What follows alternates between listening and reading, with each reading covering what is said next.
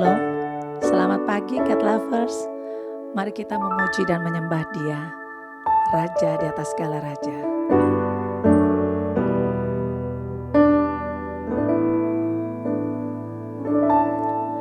Ketika ku hadapi kehidupan ini,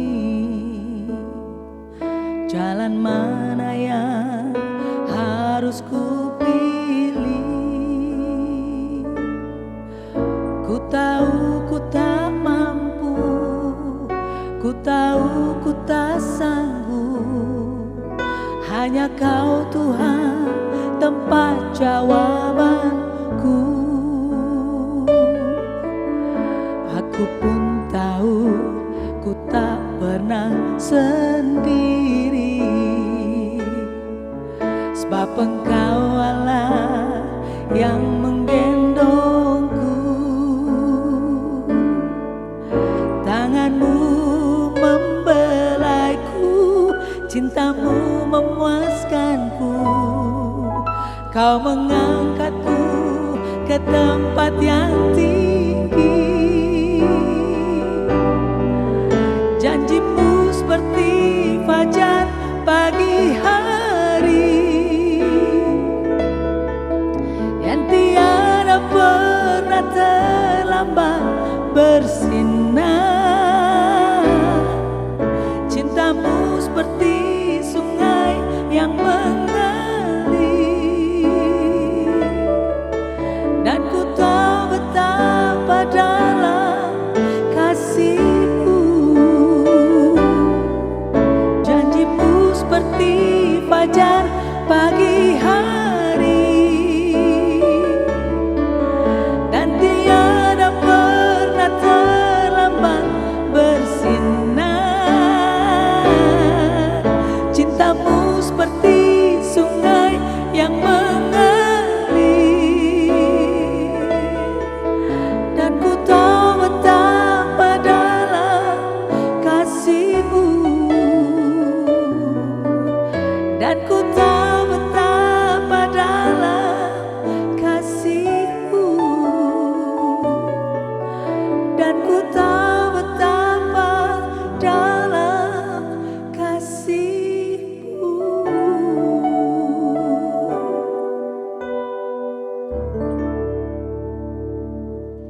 Shalom Bapak Ibu semuanya, masih dalam acara Words from Heaven dan kita sedang dalam sebuah seri pengajaran yang berjudul Builder.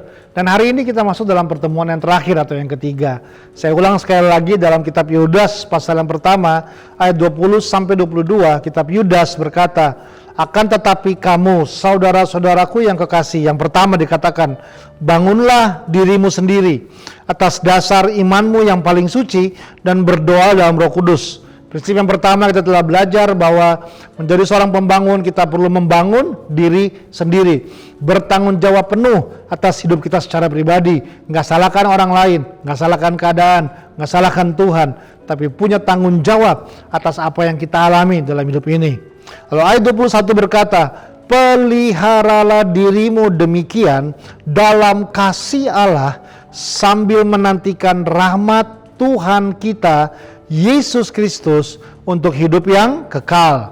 Prinsip yang kedua di ayat 21 dikatakan, "Peliharalah dirimu." Kita belajar bersama-sama dalam pertemuan yang sebelumnya, memelihara diri berbicara tentang memberikan ruang yang besar untuk Tuhan bergerak dari kita punya hidup, memberikan ruang yang besar untuk Tuhan bisa intervensi dalam perjalanan kehidupan kita, sehingga kita yang terbatas akan berjalan bersama-sama Tuhan yang tidak terbatas dan memampukan kita untuk dapat melakukan hal-hal yang gak terbatas dalam kehidupan ini. Sehingga pada akhirnya kita akan sadar bahwa apa yang kita punya, apa yang kita peroleh itu karena favor dan rahmat dari Tuhan. Nah, yang terakhir yang ketiga, ayat 22 berkata begini, "Tunjukkanlah belas kasihan kepada mereka yang ragu-ragu." Wow, luar biasa Bapak Ibu semuanya.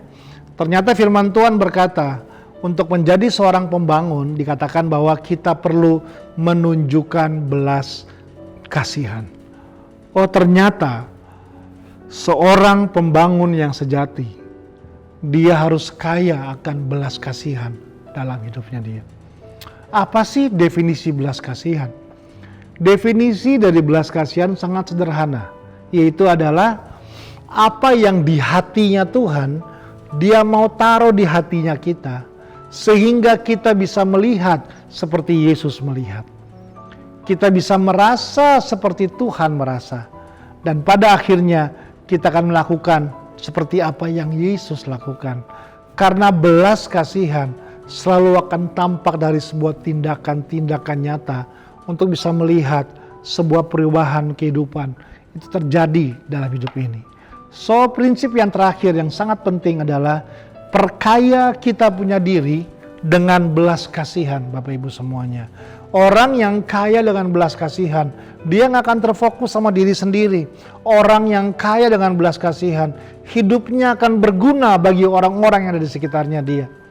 Kalau Anda lagi naik mobil atau lagi naik motor, berhenti di tengah jalan, lalu ada anak kecil nyanyi-nyanyi dan minta-minta begini kepada Anda, lalu Anda keluarkan uang 10.000, Anda kasih kepada dia, itu namanya bukan belas kasihan Bapak Ibu, itu namanya kasihan.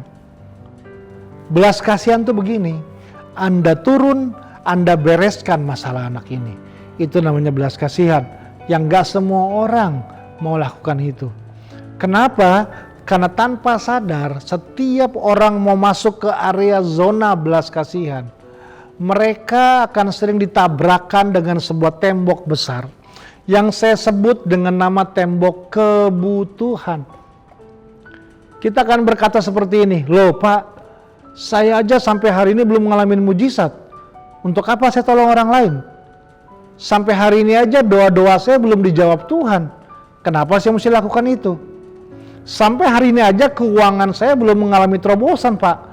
Untuk apa saya menolong orang lain? Lalu tanpa sadar kita punya ide yang sangat baik. Kita berpikirnya begini, baik begini aja Pak, saya berjanji. Kalau saya mengalami mujizat, saya akan buat ini. Kalau doa saya dijawab Tuhan, saya berjanji saya akan lakukan ini. Kalau ada terobosan dalam keuangan saya berjanji saya akan kerjakan ini. Semuanya terlihat baik Bapak Ibu.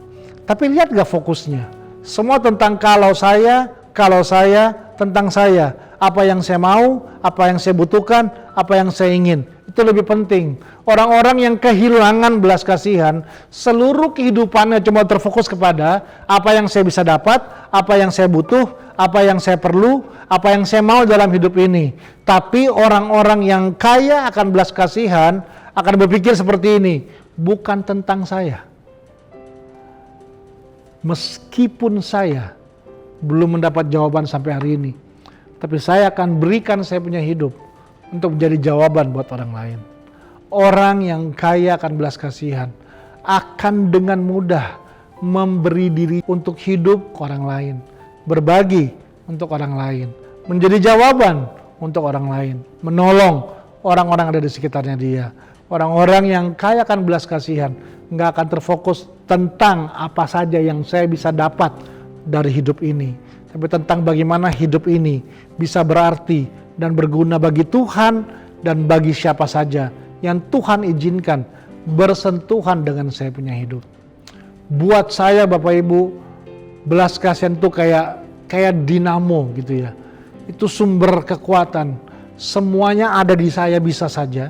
Saya boleh punya talenta, saya boleh punya kemampuan, saya boleh punya pengalaman, tapi selama belas kasihan itu hilang dalam hidup saya, buat saya semua sia-sia.